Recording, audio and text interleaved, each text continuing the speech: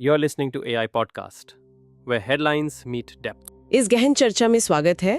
आज हम एक ऐसे राजनीतिक सफर को समझने की कोशिश कर रहे हैं जो किसी नाटक से कम नहीं। मतलब बिहार में भारतीय राष्ट्रीय कांग्रेस का वो फर्श से अर्श और फिर अर्श से फर्श तक का सफर। हाँ, ये कहानी है ही ऐसी, काफी नाटकीय। हमारे पास जो लेख और शोध हैं वो यही बताते हैं कि कैसे एक पार्टी जिसने आजादी के बाद दशकों तक बिहार पर मतलब एक छत्र राज किया, वो आज अपने अस्तित्व के लिए संघर्ष कर रही है। बिल्कुल। तो सवाल ये उठता है कि आखिर ऐसा हुआ क्या? वो कौन से कारण थे जिन्होंने कांग्रेस को बिहार की सत्ता के शिखर से आप कह सकते हैं हाशिए पर ला दिया? सही। एक पार्टी जो कभी अकेले दम पर सरकार बनाती थी, आज एक गठबंधन में इतनी छोटी सहयोगी क्यों बनकर रह गई है? चलिए इन स्रोतों की मदद से इस पूरी कहानी को परत दर परत खोलते हैं। बिल्कुल, शुरू करते हैं। तो शुरुआत करते हैं उस दौर से जिसे कांग्रेस का स्वर्ण युग कहा जा सकता है ना? जी। आजादी के बाद लगभग 4 दशकों तक 1947 से 1989 तक जी। बिहार की सियासत पर कांग्रेस का ही दबदबा रहा। तो इस दौर की नींव किसने और कैसे रखी थी? बिल्कुल, वो कांग्रेस के लिए मतलब शिखर का समय था। इसकी शुरुआत हुई डॉक्टर श्री कृष्ण सिन्हा जैसे कद्दावर नेता से। श्री बाबू। हाँ, जिन्हें लोग प्यार से श्री बाबू कहते थे। वो न सिर्फ बिहार के पहले मुख्यमंत्री बने, 1940 से 1961 तक रहे वो। काफी लंबा कार्यकाल। हाँ, और उन्हें बिहार केसरी की उपाधि भी मिली थी। उनका करीब 15 साल का कार्यकाल भारत के सबसे लंबे मुख्यमंत्रित्व कालों में गिना जाता है। अच्छा। और उनके साथ मजबूती से खड़े थे डॉक्टर अनुग्रह नारायण सिन्हा। वो पहले उप मुख्यमंत्री और वित्त मंत्री थे। इन दोनों नेताओं ने मिलकर मतलब उस शुरुआती दौर में बिहार को एक दिशा दी। और उस दौर में कांग्रेस सरकारों ने बिहार की शक्ल बदलने के लिए क्या कुछ किया? मतलब स्रोतों में कई बड़े कामों का जिक्र आता है। हाँ बिल्कुल, उस दौर में सही मायनों में आधुनिक बिहार की नींव रखी गई। सबसे महत्वपूर्ण था जमींदारी प्रथा का उन्मूलन।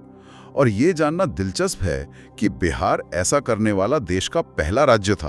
ओह, पहला राज्य? जी हाँ, इससे लाखों भूमिहीन किसानों को जमीन मिली। फिर काश्तकारी कानूनों में सुधार किए गए, सहकारी आंदोलन को भी बढ़ावा दिया गया। इससे ग्रामीण अर्थव्यवस्था को काफी मजबूती मिली। ये तो हुई सामाजिक और आर्थिक सुधारों की बात। बुनियादी ढांचे और शिक्षा के क्षेत्र में क्या हुआ? उन क्षेत्रों में भी काफी काम हुआ। पटना विश्वविद्यालय की स्थापना एक मील का पत्थर थी। जी। प्राथमिक और माध्यमिक स्कूलों का जाल बिछाया गया और तकनीकी शिक्षा पर भी जोर था, जिसमें कई इंजीनियरिंग कॉलेज खोले गए। अच्छा। स्वास्थ्य सेवाओं को बेहतर बनाने के लिए जिला अस्पतालों और प्राथमिक स्वास्थ्य केंद्रों का नेटवर्क खड़ा किया गया। और उद्योग? औद्योगिक मोर्चे पर भी, जैसे बरौनी उर्वरक कारखाना या फिर रांची में हैवी इंजीनियरिंग कॉर्पोरेशन, जो उस समय बिहार का हिस्सा था। हाँ, तब तो झारखंड नहीं बना था। बिल्कुल। तो ऐसे बड़े उद्यम स्थापित किए गए। सड़कों, पुलों और सिंचाई परियोजनाओं पर भी जोर दिया गया। और श्री बाबू और अनुग्रह बाबू के बाद भी कई कांग्रेसी मुख्यमंत्री आए। विनोदानंद झा, के.बी. सहाय से लेकर जगन्नाथ मिश्र। जगन्नाथ मिश्र तो कई बार रहे। हाँ, कई बार। फिर चंद्रशेखर सिंह, बिंदेश्वरी दुबे और भगवत झा आजाद तक। इन सब ने 1989 तक कांग्रेस के शासन को मतलब बनाए रखा। तो फिर इतना मजबूत किला ये ढहना कैसे शुरू हुआ? कहां से कहानी में वो मोड़ आया जिसने कांग्रेस के पतन की नींव रख दी? सूत्रों के मुताबिक 1970 और 80s के दशक काफी उथल-पुथल भरे रहे। हाँ, देखिए, यहीं से वो पतन के बीज बोए जाने लगे थे। 2 मुख्य कारणों भर कर आते हैं इसमें। क्या थे? एक तो भ्रष्टाचार के बड़े मामले और दूसरा कुछ आर्थिक नीतियों की विफलता। भ्रष्टाचार ने पार्टी की छवि को बहुत गहरा धक्का पहुंचाया। बिल्कुल। और जब भ्रष्टाचार की बात आती है तो एक नाम तो मतलब सबसे पहले जहन में आता है, चारा घोटाला। बिल्कुल।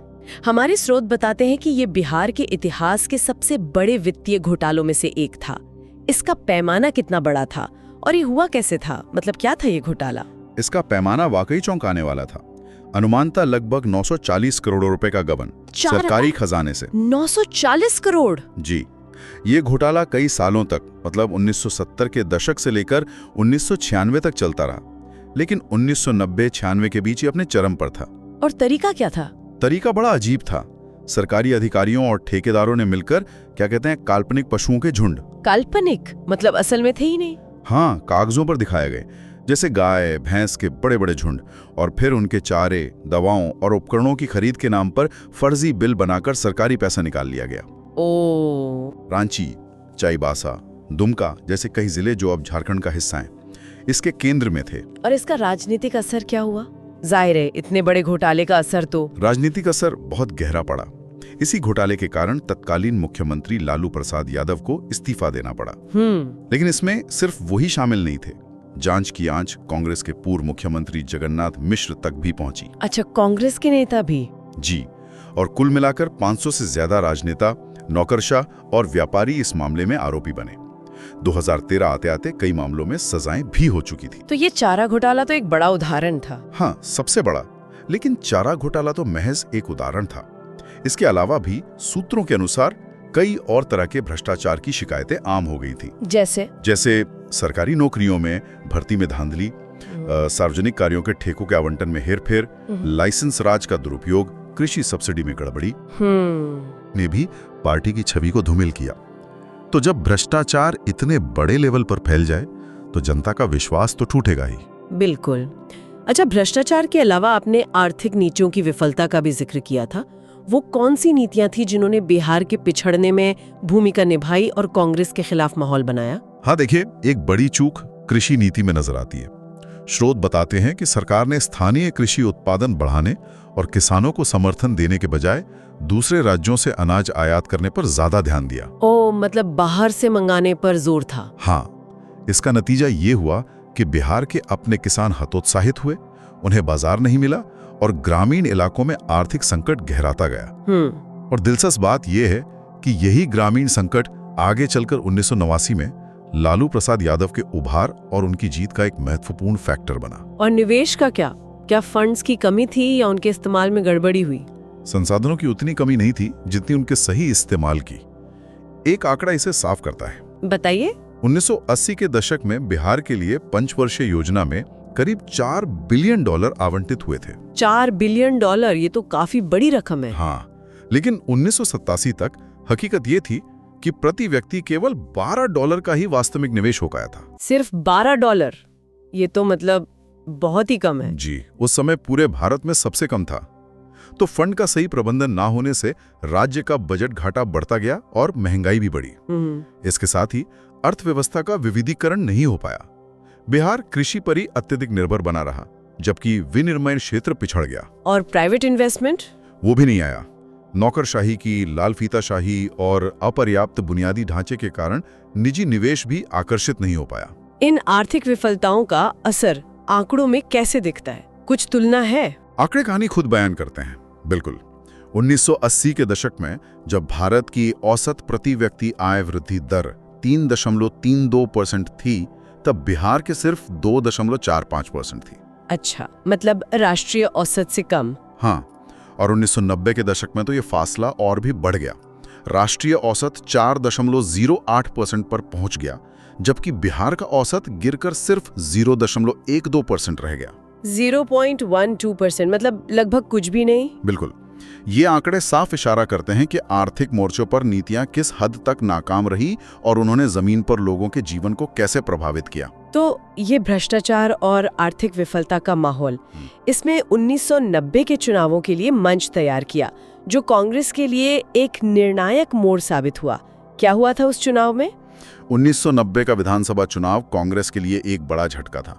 पार्टी 324 सीटों में से महज 71 सीटें ही जीत सकी। 71? पहले के मुकाबले तो ये बहुत कम है। हाँ, और वोट शेयर भी गिरकर लगभग 26% पर आ गया। दूसरी ओर लालू प्रसाद यादव के नेतृत्व में जनता दल 122 सीटें जीतकर सबसे बड़ी पार्टी बनी। ये बिहार की राजनीति में एक युग के अंत और नए युग की शुरुआत जैसा था। इस बड़े बदलाव के पीछे क्या कारण थे? सिर्फ भ्रष्टाचार और आर्थिक मुद्दे या कुछ और भी था? नहीं, कई फैक्टर्स एक साथ काम कर रहे थे। भ्रष्टाचार के खिलाफ गुस्सा तो था ही, साथ ही मंडल कमीशन की सिफारिशों के लागू होने के बाद, हम मंडल का दौर था वो। बिल्कुल, तो अन्य पिछड़ा वर्ग, ओबीसी और अल्पसंख्यक समुदायों का जातीय आधार पर अभूतपूर्व ध्रुवीकरण हुआ। इसका सीधा फायदा जनता दल को मिला। ओके। फिर कांग्रेस की आर्थिक नीतियों से उपजा कृषि संकट और बढ़ती बेरोजगारी, इसने भी युवाओं और किसानों को पार्टी से दूर कर दिया।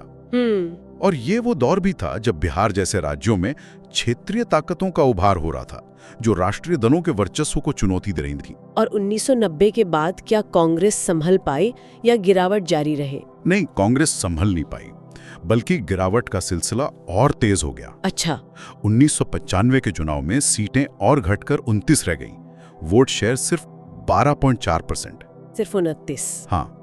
फिर साल 2000 में यह आंकड़ा 23 सीटों पर आ गया, vote share 10.2%। Oh my God. और 2005 का चुनाव, वो तो कांग्रेस के लिए किसी बुरे सपने से कम नहीं था। पार्टी महज 9 सीटें जीत सकी। 9 सीटें? सिर्फ 9। जी हाँ, सिर्फ 9, और वोट शेयर 9% से भी नीचे चला गया। जरा इस गिरावट की गहराई देखिए। 1980 के दशक में जहां पार्टी 168 सीटें जीतती थी, वहीं 2005 तक आते आते सिर्फ 9 सीटें। ये तो 95% की गिरावट है लगभग। बिल्कुल। ये सिर्फ पतन नहीं, ये तो लगभग राजनीतिक पटल से गायब हो जाने जैसा था। सही कहा आपने। कांग्रेस बिहार की राजनीति में लगभग अप्रासंगिक हो गई थी। वो एक राष्ट्रीय पार्टी से सिमटकर एक छोटी, क्षेत्रीय पार्टी जैसी स्थिति में पहुंच गई। चलिए आप कहानी को वर्तमान में लाते हैं। 2005 के बाद से आज तक कांग्रेस की स्थिति क्या है? क्या पार्टी इस ढलान से उभर पाई है? हाल के चुनावी नतीजे बताते हैं कि पार्टी अभी भी संघर्ष कर रही है और उसकी स्थिति बहुत मजबूत नहीं कही जा सकती।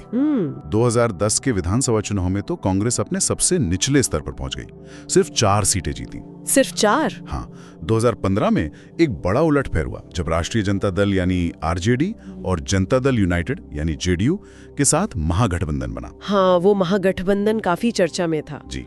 तो उस गठबंधन में कांग्रेस 27 सीटें जीतने में कामयाब रही, लेकिन ये उभार आप कह सकते हैं अस्थायी साबित हुआ। हाँ, क्योंकि 2020 के विधानसभा चुनाव में पार्टी ने महागठबंधन के तहत 70 सीटों पर चुनाव लड़ा, लेकिन जीत सिर्फ 19 पर ही मिली। सही। यानी स्ट्राइक रेट महज 27% रहा। और हालिया 2024 के लोकसभा चुनाव में भी बिहार में लड़ी गई 9 सीटों में से कांग्रेस केवल 3 ही जीत पाई। तो इन नतीजों से क्या संकेत मिलते हैं? सबसे बड़ा और स्पष्ट संकेत यही है कि कांग्रेस अब बिहार में राजनीतिक रूप से जिंदा रहने के लिए पूरी तरह से राष्ट्रीय जनता दल यानी आरजेडी के नेतृत्व वाले गठबंधन पर निर्भर हो गई है। निर्भरता, हाँ। वो अब एक जूनियर पार्टनर की भूमिका में है, जिसकी अपनी स्वतंत्र राजनीतिक जमीन बहुत सीमित रह गई है। इस जूनियर पार्टनर वाली स्थिति का मतलब क्या है जमीनी स्तर पर? इसका असर हर स्तर पर दिखता है। सीटों के बंटवारे को ही लें। 2020 में कांग्रेस को 70 सीटें मिली थी, लेकिन खराब प्रदर्शन के बाद अब 2025 के विधानसभा चुनावों के लिए अनुमान है कि आरजेडी उसे शायद 50-55 सीटें ही दे। अच्छा, सीटें कम हो सकती हैं। हाँ, जबकि आरजेडी खुद 2020 के अपने 144 सीटों के कोटे को बनाए रखना चाहेगी। चुनावी रणनीति बनाने, नेतृत्व तय करने और गठबंधन की नीतिगत दिशा तय करने में भी आरजेडी का पलड़ा भारी रहता है। वो स्ट्राइक रेट का अंतर भी तो यही दिखाता है ना? बिल्कुल। 2020 के स्ट्राइक रेट का अंतर आरजेडी का 52% बनाम कांग्रेस का 27%। ये इस शक्ति असंतुलन को साफ दिखाता है। क्या नेतृत्व में बदलाव से स्थिति को बदलने की कोई कोशिश हो रही है? हमने सुना है कि मार्च 2025 में प्रदेश अध्यक्ष बदला गया है। हाँ, ये हालिया बदलाव है। अखिलेश प्रसाद सिंह की जगह राजेश कुमार को बिहार प्रदेश कांग्रेस कमेटी बीपीसीसी का नया अध्यक्ष बनाया गया है। राजेश कुमार, इनका प्रोफाइल क्या है? राजेश कुमार दलित समुदाय से आते हैं। कुटुंबा सीट से 2 बार 2015 और 2020 में विधायक रहे हैं और उन्हें केंद्रीय नेतृत्व का करीबी माना जाता है। उनकी छवि एक जमीनी और अपेक्षाकृत युवा नेता की है। तो इस नियुक्ति के पीछे क्या रणनीति हो सकती है, क्या लगता है? इसके पीछे कई उद्देश्य नजर आते हैं। पहला, बिहार के लगभग 16% दलित वोट बैंक को साधने की कोशिश। अच्छा। दूसरा, पिछले अध्यक्ष अखिलेश सिंह को आरजेडी प्रमुख लालू प्रसाद यादव का करीबी माना जाता था, तो शायद ये आरजेडी पर निर्भरता कुछ कम करने और पार्टी की अपनी स्वतंत्र पहचान बनाने का भी प्रयास है। आरजेडी से थोड़ी दूरी बनाने की कोशिश हो सकता है। तीसरा, एक युवा चेहरे के जरिए संगठन में नई ऊर्जा लाने की कोशिश। अशोक राम, मदन मोहन झा, प्रेमचंद मिश्र जैसे कुछ अन्य नेता भी राज्य में सक्रिय हैं, लेकिन बड़ा सवाल ये है कि क्या सिर्फ नेतृत्व बदलने से जमीनी हकीकत बदल सकती है? और जमीनी हकीकत क्या है? पार्टी के सामने असल चुनौतियां क्या हैं? चुनौतियां वाकई पहाड़ जैसी हैं। सबसे बड़ी कमी है किसी ऐसे करिश्माई राज्य स्तरीय नेता का अभाव जिसकी अपील पूरे बिहार में हो। आरजेडी या बीजेपी जैसी पार्टियों की तुलना में कांग्रेस के पास वित्तीय संसाधन भी सीमित हैं। और सबसे चिंताजनक बात है बूथ स्तर पर संगठन का बेहद कमजोर होना। मतलब ग्रासरूट लेवल पर पकड़ कमजोर है। बिल्कुल। और क्षेत्रीय दलों की तरह कांग्रेस के पास कोई मजबूत समर्पित जाति आधारित वोट बैंक भी नहीं बचा है। और जनता के बीच पार्टी की छवि का क्या वो भी एक बाधा है? निश्चित रूप से। एक तो भ्रष्टाचार का ऐतिहासिक बोझ है। हाँ, वो चारा घोटाले वाला। हाँ, उसका जिक्र आते ही कांग्रेस का नाम भी जुड़ता है, भले ही मुख्य आरोपी अन्य दलों से थे। दूसरे, उसे अक्सर दिल्ली की पार्टी या बाहरी पार्टी के तौर पर देखा जाता है, जिसका बिहार के स्थानीय मुद्दों से गहरा जुड़ाव नहीं है। अच्छा। एक अभिजात्य या एलीट पार्टी की छवि भी है जो आम लोगों, खासकर ग्रामीण जनता से कटी हुई लगती है। और अब तो एक निर्भरता सिंड्रोम वाली छवि भी बन गई है कि ये पार्टी अपने दम पर चुनाव नहीं लड़ सकती। लेकिन कुछ सकारात्मक पहलू भी तो होंगे। हाँ हैं, जैसे राष्ट्रीय पार्टी होने का टैग, धर्मनिरपेक्ष छवि और आजादी के बाद शुरुआती विकास कार्यों की विरासत। लेकिन ये सकारात्मक पहलू पार्टी की संरचनात्मक कमजोरियों जैसे बूथ मैनेजमेंट, फंडिंग, कैडर और नेतृत्व संकट के सामने बौने नजर आते हैं। और वोट शेयर तो कहानी कह ही रहा है। बिल्कुल, चुनावी गणित तो सब कुछ साफ कर ही देता है। वोट शेयर का शिखर पर 42% 1972 से गिरकर महज 9.5% 2020 पर आ जाना, ये कहानी अपने आप में पूरी है। तो कुल मिलाकर ये कहानी है बिहार में कांग्रेस के अभूतपूर्व उदय, लंबे शासन और फिर नाटकीय पतन की। 185 से ज्यादा सीटों वाली पार्टी का सिमटकर 19 सीटों पर आ जाना और एक गठबंधन में जूनियर पार्टनर बन जाना।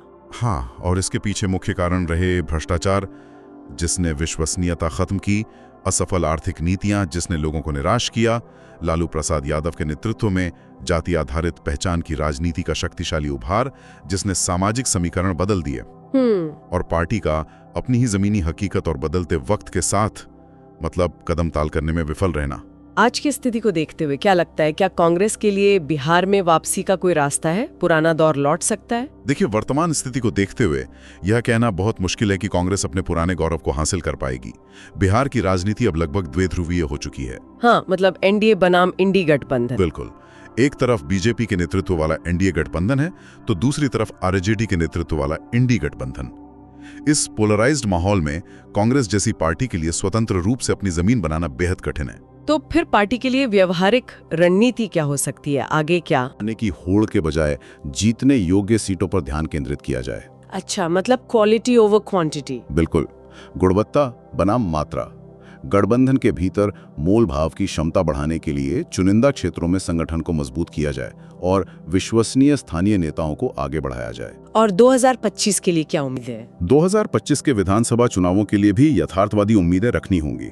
अगर 50-55 सीटें मिलती हैं तो उनमें से 20-25 सीटें जीतने का लक्ष्य रखना शायद ज्यादा व्यवहारिक होगा। ये साफ है कि कांग्रेस के उस स्वर्ण युग की वापसी निकट भविष्य में तो संभव नहीं दिखती। रणनीतिक साझेदारी ही शायद आगे बढ़ने का रास्ता है। लगता तो यही है। तो इस पूरी चर्चा का सार क्या है? यही कि राजनीतिक सत्ता और प्रभाव कभी स्थायी नहीं होते। ये कहानी दिखाती है कि कैसे आंतरिक कमजोरियां और बाहरी राजनीतिक बदलाव मिलकर किसी पार्टी के भाग्य को पूरी तरह बदल सकते हैं। बिल्कुल। और अंत में श्रोताओं के लिए एक विचारणीय प्रश्न छोड़ते हैं। हाँ, जरूर। जब कोई राष्ट्रीय पार्टी किसी राज्य में एक क्षेत्रीय दल पर इतनी ज्यादा निर्भर हो जाए, तो क्या वो अपनी राष्ट्रीय पहचान और स्वतंत्र एजेंडा बनाए रख सकती है? क्या इस तरह का गठबंधन लंबे समय में राष्ट्रीय पार्टी की विशिष्टता को धीरे धीरे कमजोर नहीं कर देता? ये बड़ा सवाल है। ये सवाल सिर्फ बिहार में कांग्रेस के लिए नहीं, बल्कि भारत की गठबंधन राजनीति के भविष्य के लिए भी महत्वपूर्ण है। इसी विचार के साथ आज की यह चर्चा समाप्त होती है। इस AI पॉडकास्ट को देखने के लिए धन्यवाद। ताज़ा खबरों और गहन विश्लेषण के लिए हमारे चैनल को सब्सक्राइब करें और जुड़े रहें।